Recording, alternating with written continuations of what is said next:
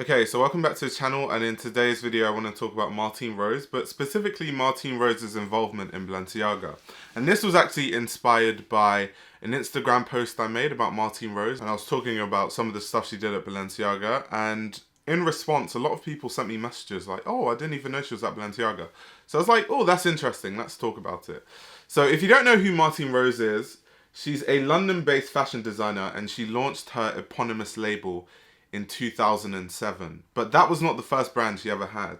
Actually, in 2003, she founded her first ever label called LMNOP with a woman named Tamara. And this was a year after she graduated from Middlesex University with a degree in fashion design. Now, Martine Rose's work is heavily inspired by British subcultures and the 80s and 90s. When you read a lot of interviews about Martine Rose, she talks a lot about how growing up she loved her Jamaican influences from her heritage, and she had a massive family, and she would see family members that would be going to reggae raves and going to garage dances, and she just loved how these people used to dress there. She was very inspired by the different characters you would see and the different types of dressing that people would wear when they go on these club nights, and she always recalls just wanting to go but being too young, and always just like fantasizing what it must be like going to those sort of parties. With her brand, there has always been this sort of British essence that makes me gravitate towards the brand, because I find it really fun and really unique compared to a lot of other brands. And this is from every aspect of the brand, whether we're talking about the clothes or actually talking about the way it's marketed. So when you look at some of the ad campaigns, you see people just like lying down in a random street in London, or just models posing in front of bins on a road in London. Or there was even a marketing campaign where they were in this like cafe, this British cafe, and it was like where they were serving pie and mash. And there have been campaigns like in fish and chip shops. It's just so British. It's almost like hilarious and like really funny. Her brand has that British sense of humour to it that I really like. And this idea is also true for the clothing and her show. In her Spring Summer 19 collection, it was held on a street in Chalk Farm in North London, and residents of the area were actually invited to come and see the show, which is so interesting because you have people like Virgil Abloh and big fashion media people that work for big magazines there, side by side with residents who didn't know anything about Martine Rose probably are not that into fashion, and they're all just like sitting together and watching the show, and then there are also people watching from their windows and stuff.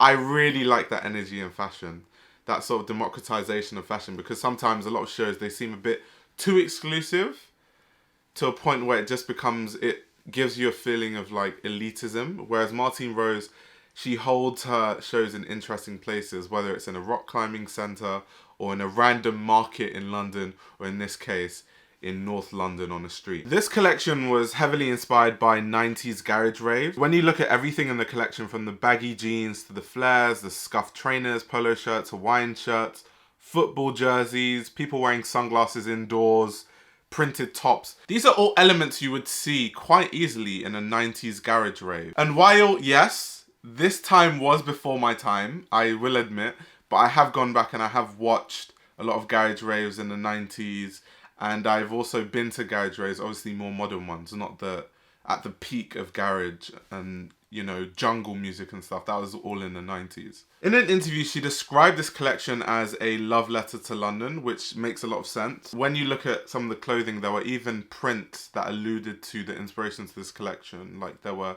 trousers and shirts that had speed on it. And for people that don't know what speed is, you can Google it.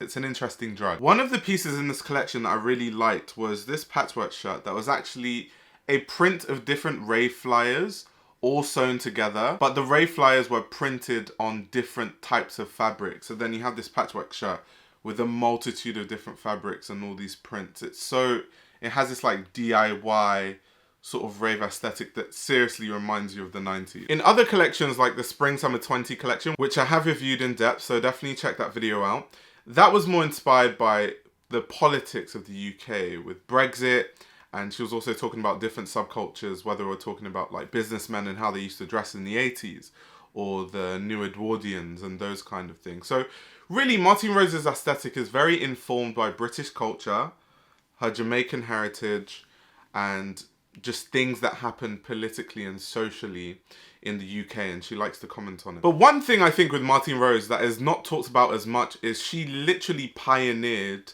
the aesthetic of menswear that we see everywhere. Whether we're talking about the big brands when Virgil Abloh was at Louis Vuitton, some stuff that Kim Jones does at Dior, even what Demna Gvasalia does, which we'll get into later. All of that stuff is all Martine Rose. And there are actually interviews where Demna has talked about how before he even started Vetements, he liked Martine Rose's work and he knew about Martine Rose and saw what she was doing. And that's why he eventually hired her, which we'll get to. So the silhouettes are always really boxy. And I actually have, well, this shirt I'm wearing is Martine Rose shirt, and you can see it has like a sort of boxy shape. But to emphasize it, she did this collab with Nike. And when you look at the shoulders, there's a stitch here. There's a very interesting stitch on each shoulder that makes it forces the shape of the football jersey to be boxy. Like it forces the shape of the shoulders to be like that. And it's so interesting how she's done that, because I've never seen anyone make sportswear and put this kind of stitch to still make it like extremely boxy. It's just so interesting. But to further reiterate how important Martine Rose is to menswear, we have to first talk about Fashion East. Now, for people that don't know what Fashion East is, it's basically a not-for-profit organization in the UK. It's run by a woman named Lulu Kennedy. And it essentially is like an incubator program that helps emerging talent in the UK. What they do is, so they have shows and they kind of help fund, you know, a designer's collection and all that sort of stuff. And designers are normally, you can be at Fashion East for like multiple seasons if you want. Some designers are at Fashion East for one season. And so many great designers have come through Fashion East, whether we're talking about like Craig Green, Simone Rocha, J.W. Anderson, Martine Rose. But to really specifically talk about how influential Fashion East is. So London fashion was all about women's wear, really, when it came to a fashion week schedule in an industry perspective. Menswear was more just what you would see in shops, and then Savile Row. That was like London menswear. Whereas women's wear was like the more creative scene, the fashion week. And so menswear had something called London Fashion Week men's collections, but it was kind of merged with the women's calendar. So it would just be like this put to the side menswear schedule. So this was basically just a side gig where a lot of menswear designers could showcase their work at Women's Fashion Week, but it wasn't, no one cared. It was just kind of just one of those side things. And it wasn't until Fashion East and Lulu Kennedy made this initiative called Man, which was in collaboration with Top Man, where these were like dedicated menswear runway shows. And this actually led to there being a London Fashion Week men's schedule. It's because of this and the success of it. And so Martine Rose was so ahead of her time. And when she joined Fashion East, she was part of this Man initiative. So you can imagine when Martine Rose started designing menswear, it was at a time when there wasn't even a dedicated scene and a dedicated fashion week for men's collections and men's shows in London. So she was going into menswear knowing fully well that financially going into menswear was not a good time to go into menswear, but she still decided to do that anyway. Now, before I continue, this channel mainly runs on support I get from Patreon. Now, if you subscribe to the Patreon, you get access to my Patreon podcast as well as some other exclusive content, and it costs $3 a month. The link is in the description below. So definitely subscribe, you can support the channel and you get access to some really key information. But anyway, let's continue. So this lack of infrastructure in menswear in London meant that financially, Martine Rose was always struggling. To quote what she said at the time, "I was always selling just enough to not completely throw in the towel. There was a season when I didn't have any money at all, but I knew I had to carry on. So I did just one look." And this was Martine Rose talking about her Spring/Summer 2015 collection, which was very interesting because it got so much praise with the fact that she only had one look in the collection, and people are talking about how it's a commentary on like excess and that excess is bad and all that sort of stuff. But Martine Rose has since then come out and said that, no, I was just really broke, the brand was struggling, and I could only afford to produce one look. I never got over your SS15, where it was literally One one. look. You know, I've never gotten a lot of things from you, like the square the square toed shoes, like a lot of things. But No. that was like one of those moments that sort of stopped me in my tracks. I wanted to get to know more about that collection, and if you think there is an overproduction issue in our industry. Of course. Oh my God, of course. And it's like, it's a question that we're faced with more and more and more. The consumer is becoming really, really aware of it, you know, and they're buying more consciously and stuff. So it's 100%. Of course, we overproduce, we overconsume, we over everything. Yeah, the one look, was it sort of a commentary on that, or was that all you had to like say for that season? Was that like, you know, this one look is what all I have to say? And you know, that's how I spun it. That's how I spun it. But babes, I didn't have any money. That was it. I love that. That was Yeah, it. It was like, yeah. I was like, oh no. Who needs more than one look anyway? You can only wear one look. It's one look this season. That's it. That was But all that's so I brave. could afford. That is so brave. Instead of sort of stressing about it and borrowing money and doing all these sort of crazy, just like looking at your situation and what's happening immediately and being like, this is what can happen, and deal with it. That's what I'm doing. I know. I mean, I did say that it was only, you know, there was only one look because that's all that matters. Yeah. That's all that I had to say. This is the one important look, but it was basically because I had £10 to rub together. And to continue what Martine Rose said at that time, she said, it was a really expensive hobby until I was 34. I was still working in bars, I was squatting. It didn't become a feasible career until really far down the line. Basically until Demna was like, I like what you do. Do you want to come and do it here? And that brings us into the Martine Rose and Balenciaga era. So of course, as people know, Demna had Vetements, and then he eventually moved to become the creative director of Balenciaga. Now, as I mentioned earlier, Demna Gvasalia had been a fan of Martine Rose's work for a very long time. Even when you look at early Vetements collections, it's so clear that was inspired by Martine Rose. I think when you look at some of the Vetements collections, and when I saw them, I saw Martine Rose and I definitely saw Margiela. But eventually, Demna managed to turn Vetements into something that was his own, that was inspired by like inspirations of his time at Antwerp, and then there were inspirations from his Georgian heritage. There was obviously a collection that was inspired by the Georgian War. And so all these influences were kind of mixed in with Demna's culture, and that was what really made Vetements amazing. And it's quite sad because a lot of people adopted Martine Rose's aesthetic, but then Martine Rose didn't see any of the financial, you know, benefits from her own aesthetic that she was basically spearheading, and everyone else was making loads of money and she wasn't. But luckily, when Demna was appointed as the creative director of Balenciaga in 2015, he reached out to Martine Rose and brought her on board to Balenciaga, and she became a consultant of menswear.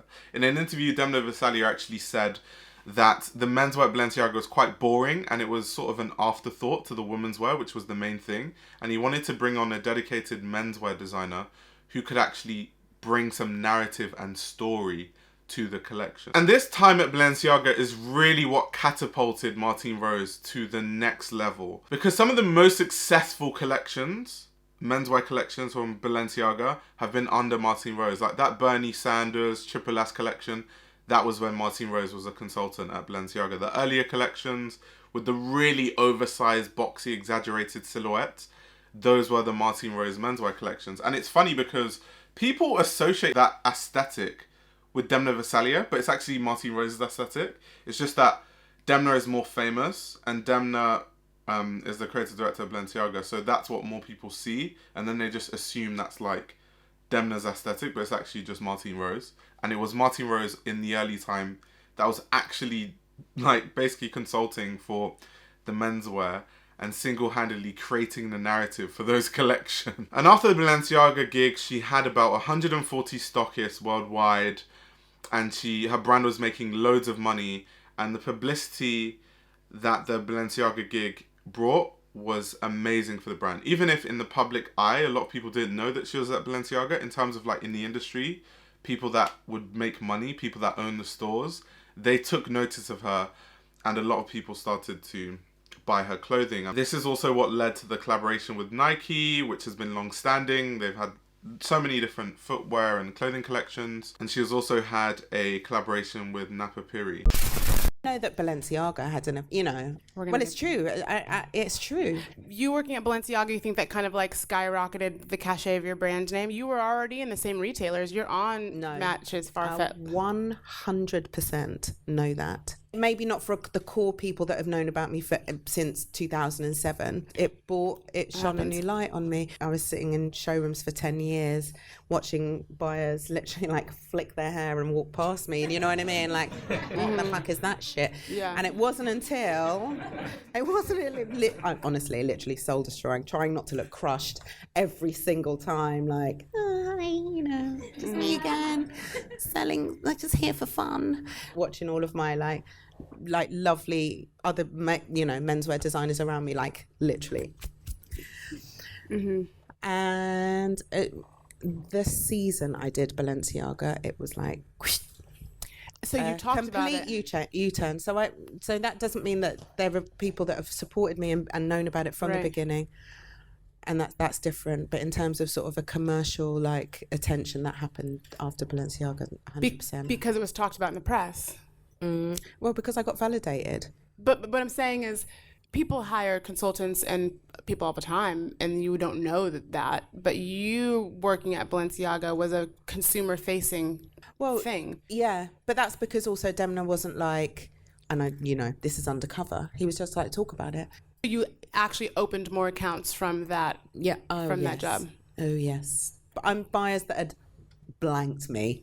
Straight up blanked me. But we're now like, hi, so because you know, and then that's sort of interested, and then they're like, I'm telling you, when we discovered Martine Rose, it was, you know how buyers talk, they're crazy. How many of you guys are buyers?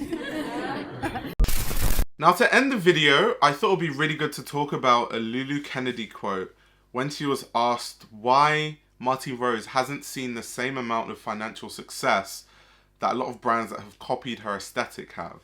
And what she said was, Martine Rose was ahead of her time. She has been doing that over-exaggerated Balenciaga silhouette for 10 years, but the time is right for her now.